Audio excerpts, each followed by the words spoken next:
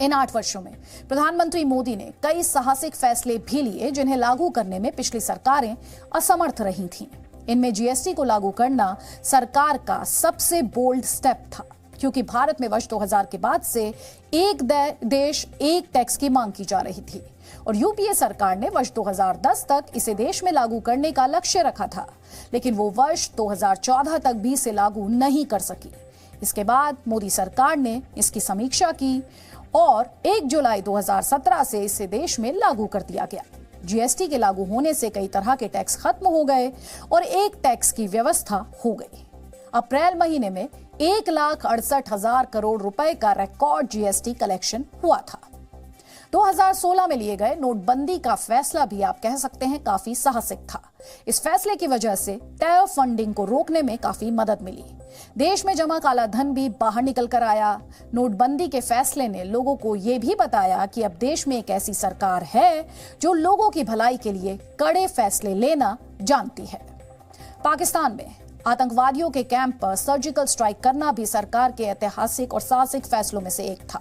इस फैसले से दुनिया और खास तौर पर पाकिस्तान को यह पता चला कि अब भारत घर के अंदर घुसकर भी जवाब दे सकता है, चाहे वो सर्जिकल स्ट्राइक हो या फिर एयर स्ट्राइक के माध्यम से। पिछले 8 वर्षों में सरकार ने गुड गवर्नेंस की दिशा में जो सबसे बड़ा कदम उठाया वो था देश में हर व्यक्ति का डेटा डिजिटाइज करना। प्रधानमंत्री मोदी इस बात को अच्छी तरह जानते थे कि अगर सरकार के पास देश के नागरिकों का सही डेटा नहीं हुआ तो वो उन तक नहीं पहुंच पाएगी और इसलिए पहले देश के उन लोगों को बैंकिंग व्यवस्था से जोड़ा गया जिनके पास बैंक खाते नहीं थे। प्रधानमंत्री जनधन योजना के तहत पिछले 8 साल में देश में 44 करोड़ 23 लाख नए बैंक खाते खोले गए, जिनमें आज 1.5 लाख करोड़ रुपए जमा हैं। इन बैंक खातों को केंद्र सरकार ने लोगों के मोबाइल फोन से लिंक किया और आज उसके पास देश के हर नागरिक का डेटा मौजूद है और इसकी मदद से सरकार आपके बैंक खातों में सीधा पैसा ट्रांसफर कर सकती है। कुछ उदाहरणों से आपको बताते हैं। जैसे पीएम किसान सम्मान निधि योजना के तहत केंद्र सरकार अब तक देश के 11 करोड़ 70 लाख किसानों के बैंक खातों में 1,82,000 करोड़ रुपए जमा कर चुकी है। इसी तरह प्रधानमंत्री आवास योजना के तहत देश भर में 58,82,000 घर बनाए गए हैं।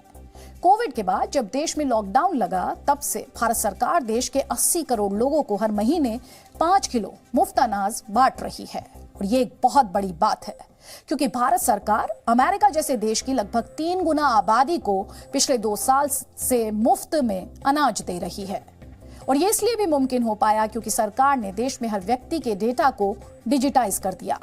इसकी वजह से देश में शौचालय भी बन पाए और मुफ्त एलईडी बल्ब्स बांटने की योजनाएं भी लागू हो पाई। Presenting B News app available on Google Play and App Store. Download it now.